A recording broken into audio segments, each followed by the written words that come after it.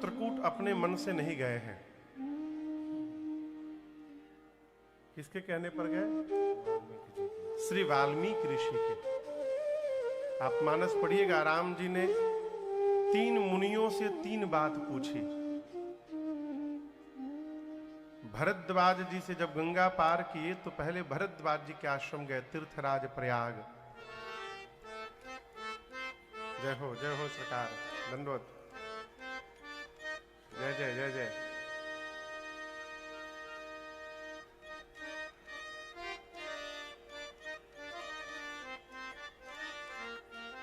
दंडवत सरकार, दंडवत दंडवत।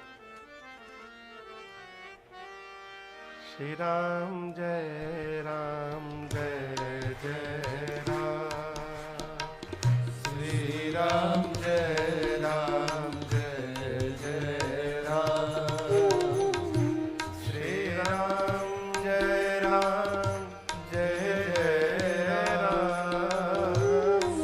राम जय जय राम, श्री राम जय जय राम, श्री राम जय जय राम, श्री राम जय जय राम, श्री राम जय राम। हाँ, श्री राम जय जय राम, श्री राम जय राम। जय सकार, धन्यवाद। ये हमारा आपका परम सौभाग्य कि नित्य कथा में किसी न किसी संत चरण के दर्शन हमको आपको प्राप्त होते रहे, प्रातः बेला हो चाहे सायं बेला हो, है? अभी सरकार प्रारंभ ही किए हम लोग। हाँ, तो क्या कह रहे थे? हम भूले नहीं है, याद है हमको, सामने पूछ रहे हैं। आप राम जी की यात्रा का अवलोकन करिए। राम जी ने पूरी यात्रा में 3 मुनियों से 3 बात पूछी। प्रातः काल हमने और आप केवट भैया के चरित्र को गाया आज दिन के सत्र में। केवट भैया को विदा करने के बाद भगवान तीर्थराज प्रयाग श्री भरद्वाज जी के आश्रम पहुंचे और रात्रि विश्राम करने के उपरांत प्रातः काल राम जी भरद्वाज जी से कहते हैं, नाथ कहिया हम केहि मग जाहि। श्री भरद्वाज जी से राम जी ने क्या पूछा? हम किस मार्ग पर जाएं, हम किस रास्ते पर चले। और यहां आपको एक बड़े आनंद की बात मैं बताऊं, राम जी के साथ कौन कौन है? राम जी, दूसरा कहिए सीता मैया, तीसरा कहिए लक्ष्मण जी, चौथा कहिए निषाद राजगुह। निषाद राजगुह क्यों चल रहे हैं? तो निषाद राजगुह ने कहा था, प्रभु आप मुझे साथ में ले चलिए, इस वन का एक एक मार्ग मेरा देखा हुआ है, हम रास्ता बताते रहेंगे आपको और जहां तक कहिएगा मैं चलूंगा, आपके रहने की व्यवस्था करके आऊंगा। अब कल्पना करिए, आपकी गाड़ी में बैठकर मैं कहीं जाऊं। आपकी गाड़ी में इसलिए बैठा हूं कि आपको रास्ता मालूम है, और आगे जाकर वाटर वर्क्स है ना वो चौराहा, और वहां जाकर मैं गाड़ी रुकवाऊं और कांच उतार के बाहर किसी आदमी से पूछूं, भाई साहब हमको दिल्ली जाना है, बाएं मुड़े की दाएं, आपको कैसा लगेगा? कहिए कैसा लगेगा? अच्छा लगेगा ना? नहीं लगेगा। क्यों? आपको लगेगा महाराज को मेरे पर विश्वास ही नहीं है, रास्ता बताने के लिए मैं हूं, उसके बाद भी मेरे सामने ही दूसरे से मार्ग पूछा जा रहा। वही घटना यहां घटी है। निषाद राजगुह मार्ग बताने के लिए ही है, लेकिन उन्हीं के सन्मुख राम जी ने भरद्वाज जी से पूछा, नाथ कहिया हम केहि मग जाहि। राम जी भरद्वाज जी से क्यों मार्ग पूछे? इसके पीछे भी कारण है। भरद्वाज जी का परिचय क्या है? परमारथ पथ परम सुजाना। श्री भरद्वाज जी परमार्थ पथ पे चलने वाले पथिक है, ठीक ना? उनका परिचय है तापस समदम दया निधाना परमारथ पथ परम सुजाना। भरद्वाज जी परमार्थ रास्ते पे चलने वाले हैं। अब जैसे इस रोड का नाम है बल्केश्वर रोड, उसी प्रकार राम जी कौन है? राम ब्रह्म परमार्थ रूपा। राम जी स्वयं परमार्थ के स्वरूप है, इसलिए जो रघुनाथ जी परमार्थ के स्वरूप है वो सदैव परमार्थ पथ पे चलेंगे। इसलिए राम जी कहना चाहते हैं निषाद राजगुरु जी, आप प्रेम मार्ग के पथिक हैं, अब मैं परमार्थ मार्ग पे चलने वाला हूं, इसलिए आपके दिशा निर्देश से मैं यात्रा नहीं करूंगा, मैं भरद्वाज जी मार्ग बताएंगे उस मार्ग पे चलूंगा। और निषाद राजगुरु से राम जी ने भी कहा आप उदास मत होइएगा, आपकी भी आवश्यकता पड़ेगी, आप प्रेम मार्गी हैं, जैसे मैं यहां से जाऊंगा आगे, प्रेम मार्ग पे चलने वाले मेरे भाई भरत मेरे पीछे पीछे दौड़ कर आएंगे, इसलिए आप मेरा मार्गदर्शन न करिए, मेरे भाई भरत का मार्गदर्शन करिएगा और उनको लेकर के मुझ तक पहुंचा दीजिएगा, ये आपका दायित्व है। तो भरद्वाज जी से राम जी ने क्या पूछा? हम किस मार्ग पे चले? वाल्मीकि ऋषि से राम जी ने क्या पूछा? अब जहाँ राउर आयस होए। हे मुनिवर आप जहां आज्ञा करेंगे, लेकिन एक शर्त है, मुनि उद्वेग न पावे कोई, तहां पर तहां रचि परन, क्या है वो? तहां रचि रुचिर परन तृणशाला, बास करौ कछु काल कृपाला। आप जहां कहेंगे वहां पर मैं कुछ समय कुछ वर्ष वहीं पर रहूंगा। तो आपने सुना दिन में वाल्मीकि ऋषि ने कहा राम जी आप जाकर चित्रकूट में वास करिए। और तीसरा प्रसंग आएगा, श्रवण करेंगे हम और आप। श्री अगस्त्य ऋषि से राम जी ने पूछा है कि ही प्रकार मारो मुनि द्रोही, धरती से निशाचरों का अंत करना है तो वो मंत्र दीजिए जिस मंत्र से मैं धरती से निशाचरों का समापन कर सकूं। ये क्या है?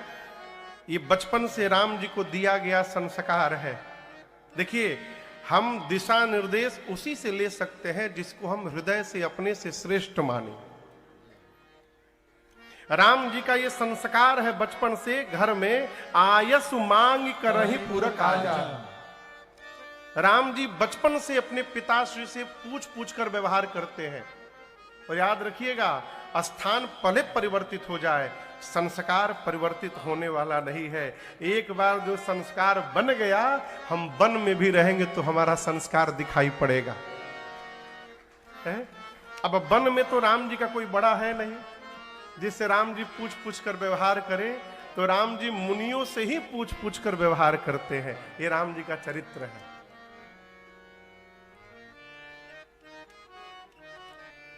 वाल्मीकि ऋषि के कहने पर भगवान चित्रकूट में आए। चित्रकूट रघुनंदन छाए, समाचार सुनी सुनी मुनि आए। मुनि लोग आए, प्रभु ने दंडवत किया, आशीर्वाद देकर विदा लेकर गए। मुनियों के जाने के बाद वहां के वन में रहने वाले कोलभील राम जी के पास आए। ये प्रसंग मेरे बहुत निकट है हृदय के है।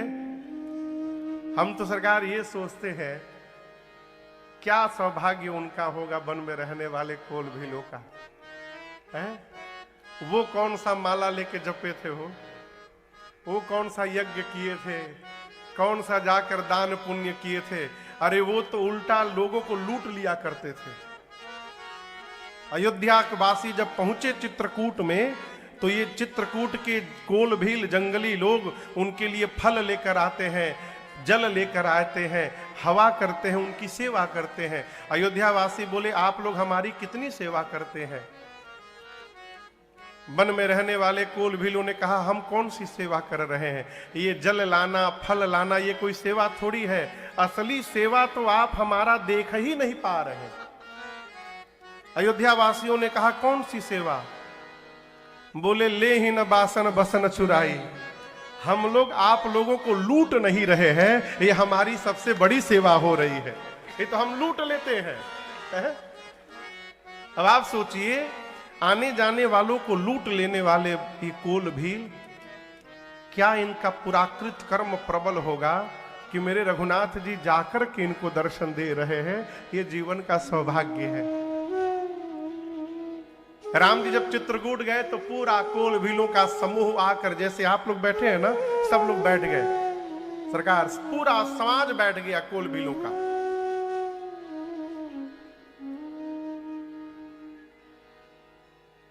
उनका जो सरदार था हाथ जोड़कर राम जी के सामने बैठा और कहता हम एक आपसे बात करना चाहते हैं। राम जी के कहिए।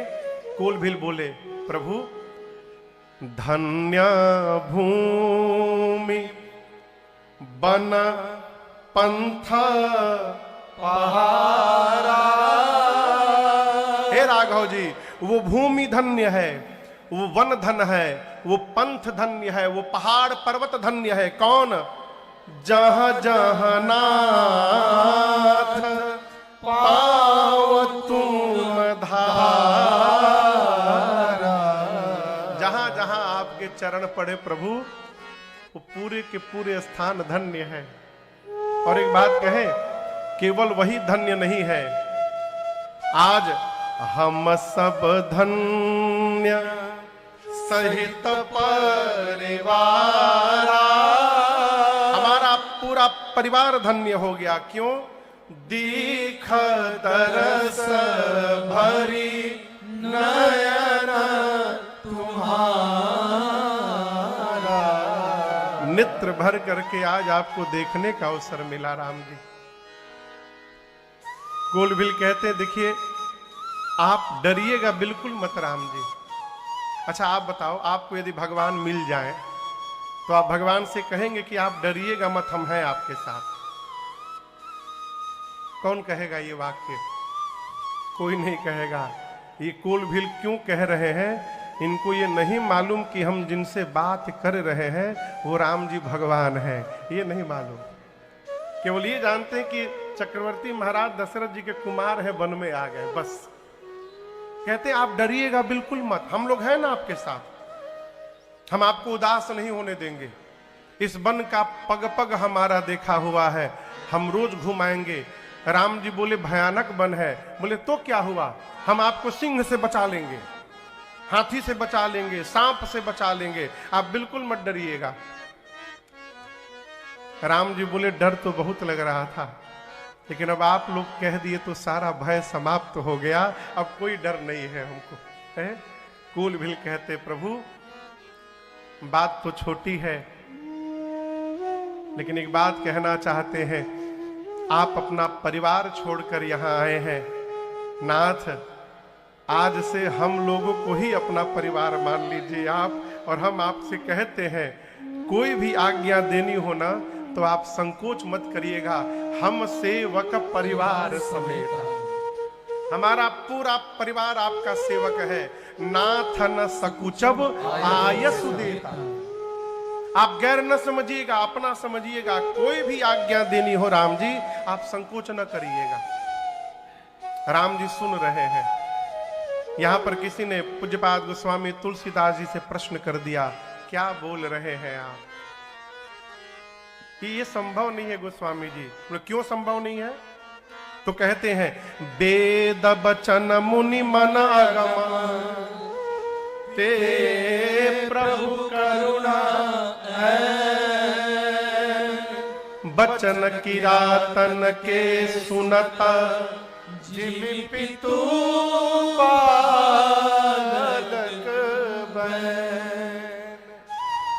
गोस्वामी जी कहते हैं जो भगवान वेद वचन, वेद भगवान को नेति नेति कहते हैं, नेति नेत नित निगम कहा। नेति मतलब समझते हैं? नेति मतलब, नेति मतलब हाँ बार बार नहीं नहीं नहीं, नहीं। नेति का मतलब न इति, न इति। मतलब भगवान के विषय में कितना भी बोलने के बाद वेद ना अंत में नेति कहते हैं, अर्थात जितना कहा उतना ही नहीं है, न इति, अभी और है। भगवान के विषय में कितनी भी व्याख्या हो जाए उसके बाद भी कहते हैं वेद, मैं जितना बोला हूं इतना ही नहीं है, अभी और है, और है। नेति नेति नित निगम कहा। गोस्वामी जी कहते हैं जो भगवान वेद के कहने से परे है, मुनियों के मन से अगम है, मुनि मन अगम, वो भगवान इन कोल भीलों की बात ऐसे सुन रहे हैं जैसे पिता अपने पुत्र की बात सुनता है। ये कैसे संभव हो गया? ये कैसे संभव हो गया? कई लोग इसी समस्या में रहते हैं। एक लोग तो हमसे प्रश्न किए सरकार कि हम जो माला जपते हैं क्या भगवान को पता चलता है? भ्रम में न रहिएगा, भगवान को केवल यही नहीं पता चलता कि आप जप रहे हैं, भगवान को यह भी पता चलता है कि आप सही में जप रहे हैं कि नाटक कर रहे हैं, वो सब जानते हैं। भगवान सब जानते हैं साहब। तो यहां पर राम जी क्यों सुन रहे हैं? शंकर जी इसका समाधान करते हैं। बाबा कहते हैं इसलिए सुन रहे हैं क्योंकि राम ही केवल प्रेम प्यारा, राम ही केवल प्रेम प्यारा, जानी ले हो जो जान निहारा, जानी ले हो जो जान निहारा। भगवान शंकर कहते हैं कि राम जी को केवल प्रेम प्रिय है। क्या प्रिय है? जोर से कहिए। ज्ञान नहीं कहा, ये राजन नहीं बोल रहा है, ये भगवान शिव कह रहे हैं कि राम जी को क्या प्रिय है? केवल प्रेम प्रिय है। और ये बात सबके लिए नहीं है, जो जानना चाहते हैं वही जाने। और एक बात कहें, सब जान भी नहीं सकते हैं। क्यों? जो प्रेम गली में आया नहीं, प्रियतम का ठिकाना क्या जाने, क्या जाने।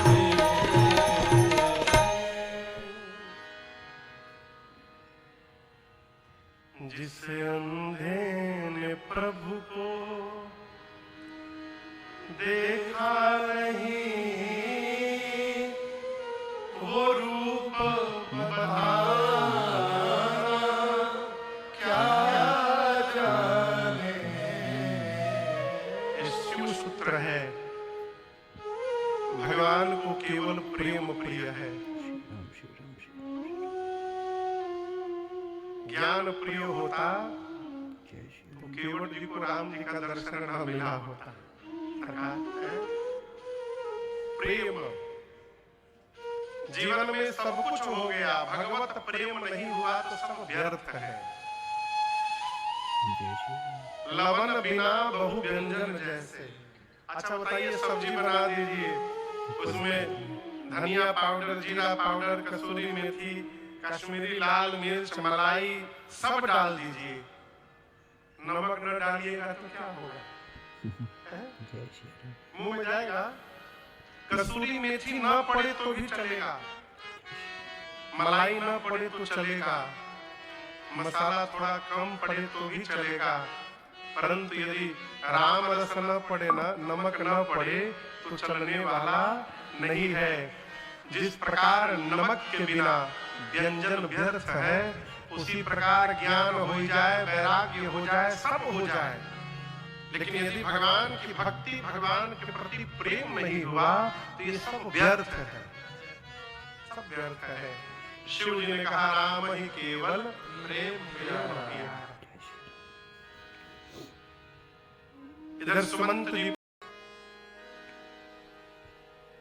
इधर सुमंत जी पहुंचे श्री अवध, चक्रवर्ती जी को बताए राम नहीं आए। आपको बताऊं, जिस समय जिस रात्रि सुमंत जी पहुंचे हैं अवध में, राम जी के जाने के बाद वो अवध की 6वीं रात्रि थी। और चक्रवर्ती जी सुने राम नहीं आए तो महाराज कुछ नहीं सोच रहे हैं, केवल ये सोच रहे हैं कि राम को गए 6 रात हो गए और अब तक मेरा प्राण नहीं गया है।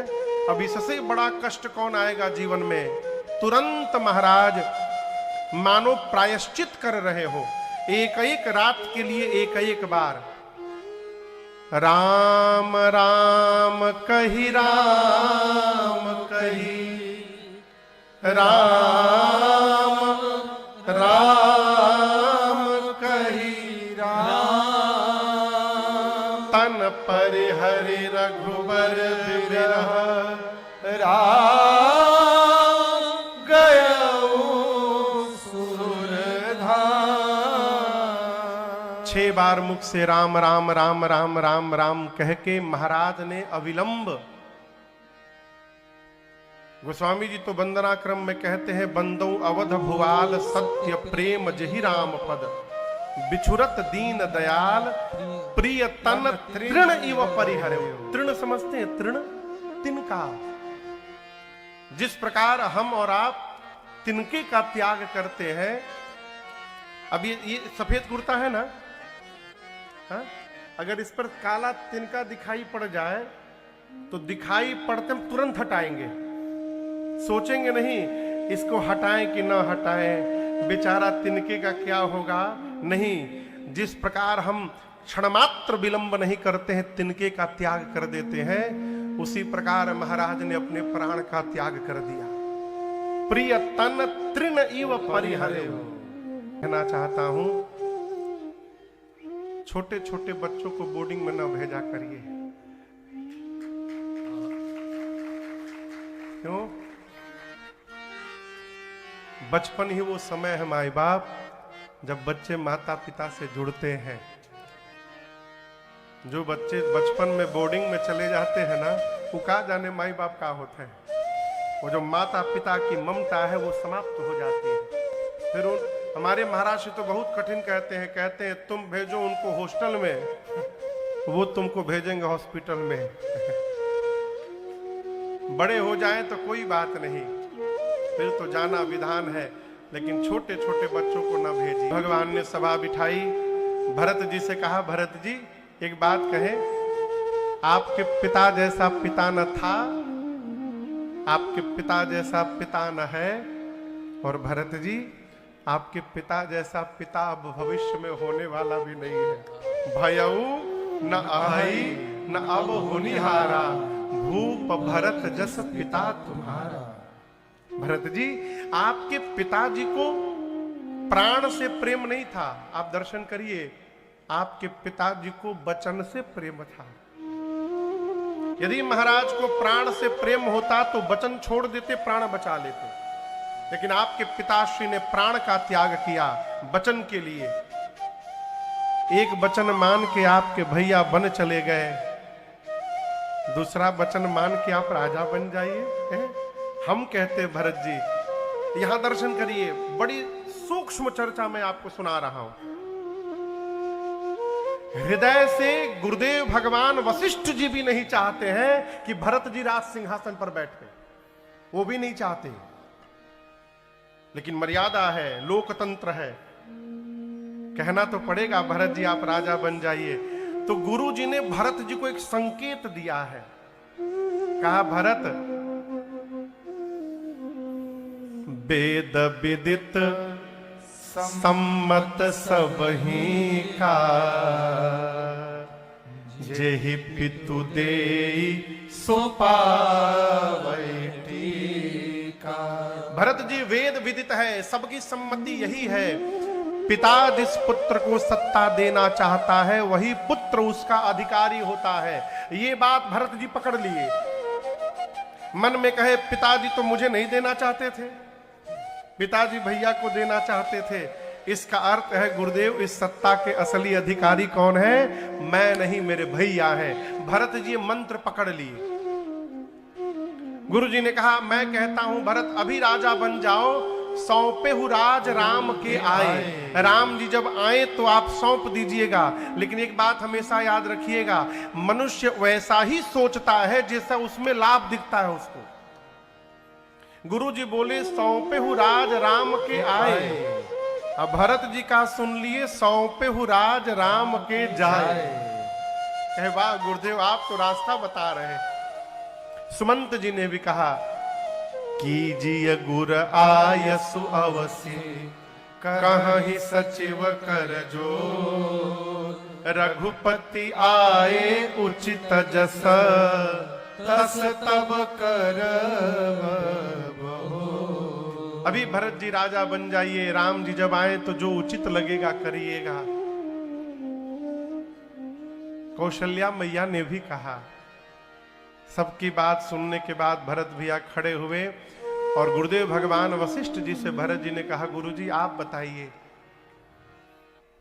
कोई स्त्री शरीर पर सबसे ऊपर कौन सा गहना होता है? सबसे ऊपर शरीर में मांग टीका, हाँ? और सबसे नीचे पांव में कौन सा गहना होता है? बिछिया, पांव की उंगली में बिछिया। भरत जी कहते हैं मांग टीका से लेके गुरुदेव और पांव की बिछिया तक जितने आभूषण हैं, यदि कोई स्त्री धारण कर ले लेकिन शरीर पर एक भी वस्त्र न पहने, कैसा लगेगा गुरुजी? गुरुदेव बोले व्यर्थ है, सारे आभूषण व्यर्थ है। भरत जी ने कहा, गुरुदेव मन में यदि वैराग्य नहीं है और ब्रह्म की चर्चा की जा रही है, गुरु जी बोले बिना वैराग्य के ब्रह्म की चर्चा व्यर्थ है। अच्छा गुरु जी, यदि शरीर में रोग हो गया है तो 56 प्रकार के भोग, बोले रोगी के लिए भोग व्यर्थ है। अच्छा गुरुदेव, यदि हृदय में प्रेम नहीं है और हम जप तप कर रहे हैं, व्रत कर रहे हैं, गुरु जी बोले बिना प्रेम का किया गया जप तप व्रत सब व्यर्थ है। अच्छा गुरुदेव, कितना भी सुंदर शरीर हो, उसमें प्राण नहीं हो तो क्या होगा? बोले गुरुजी कि बिना प्राण के शरीर व्यर्थ है। लेकिन भरत आप ये पूछ क्यों रहे हैं? भरत जी ने हाथ जोड़कर कहा, गुरुजी जिस प्रकार वस्त्र के बिना शरीर का आभूषण व्यर्थ है, वैराग्य के बिना ब्रह्म की चर्चा व्यर्थ है, रोगी शरीर को भोग व्यर्थ है, प्रेम के बिना किया गया जप तप व्रत व्यर्थ है, प्राण के बिना सुंदर शरीर व्यर्थ है। गुरुदेव उसी प्रकार अवध में आप सब लोग हैं, परंतु यदि मेरे भैया राम नहीं है तो भरत के लिए ये अयोध्या व्यर्थ है, इसका कोई अर्थ नहीं मेरे लिए। भरत जी कहते हैं, गुरुजी आप देखिए, अभी मैं राजा नहीं बना, अभी मैं राजा नहीं बना हूं, केवल मेरे नाम की प्रस्तावना रखी गई है कि भरत राजा बनेगा। अभी मेरा नाम केवल सामने आया है, पिताजी मर गए, भैया मेरे वन में चले गए। गुरुजी सोचिए मैं कितना बड़ा पापी हूं, मेरे नाम के आगे आने से इतना उत्पात हो गया घर में। जिस दिन ये पापी सिंहासन पर बैठेगा, धरती फट के रसातल में चली जाएगी। गुरुजी आप सबने अपनी बात कह दी, अब मैं अपनी बात कहना चाहता हूं। गुरुजी ने कहा, कहो भरत। भरत जी बोले, देखे बिनु रघुनाथ पद, जिय के जरनी न जा। भरत जी कहे, गुरुदेव जब तक मैं भैया के श्री चरण का दर्शन नहीं करूंगा, मेरे हृदय का ताप समाप्त नहीं होगा। मैं प्रातः काल भैया के पास वन में जा रहा हूं। आपको एक बात कहूं मैं, भगवान कुछ होते नहीं हैं, हमारा विश्वास ही भगवान कहलाता है। सरकार, विश्वास है तो भगवान है, विश्वास नहीं है तो कुछ नहीं है। भरत जी क्या कह रहे हैं? यद्यपि मैं अपराधी हूं, मेरे कारण सारा उत्पात हुआ है मेरे घर में, लेकिन गुरुजी मुझे विश्वास है ये पापी भरत भी यदि वन में चला जाएगा और जैसे मेरे भैया मुझे देखेंगे, मुझे विश्वास है मेरे सभी अपराधों को क्षमा करके और दौड़कर मुझे अपने हृदय से लगा लेंगे। मोहि रघुबीर भरोस आपन जानी न त्यागी। वो अपना जानकर मेरा त्याग नहीं करेंगे, ये मेरा विश्वास है। प्रजा सुनी, प्रजा ने जय जयकार किया। और आपको बताऊं, राज्याभिषेक की सामग्री लेकर पालकी में माताओं को बिठाकर, रथ पर गुरुदेव को बिठाकर अयोध्यावासी अपने अपने वाहन पर बैठे और सबको लेकर भरत भैया अयोध्या से भरत चले चित्रकूट हो रामा, राम को मनाने भरत चले चित्रकूट हो रामा, राम को मनाने भैया लखन को मनाने, राम को मनाने भैया लखन को मनाने।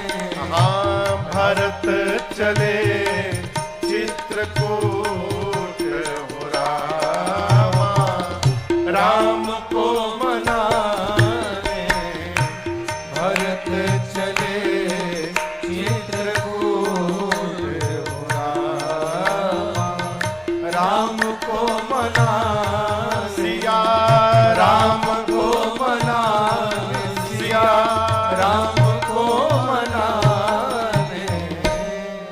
पूरे समाज को लेकर भरत भैया चले, श्रृंगवेरपुर पहुंचे। चौथे दिन वहां से चले तीर्थराज प्रयाग, भरद्वाज जी के आश्रम विश्राम हुआ और पूरे समाज को लेकर राम जी, भरत जी चित्रकूट राम जी की कुटिया के पास पहुंचे। निषाद राजगुरु की अगुवाई में जाकर भरत जी ने भगवान के कुटिया के बाहर दंडवत किया है। आपको बताऊं, निषाद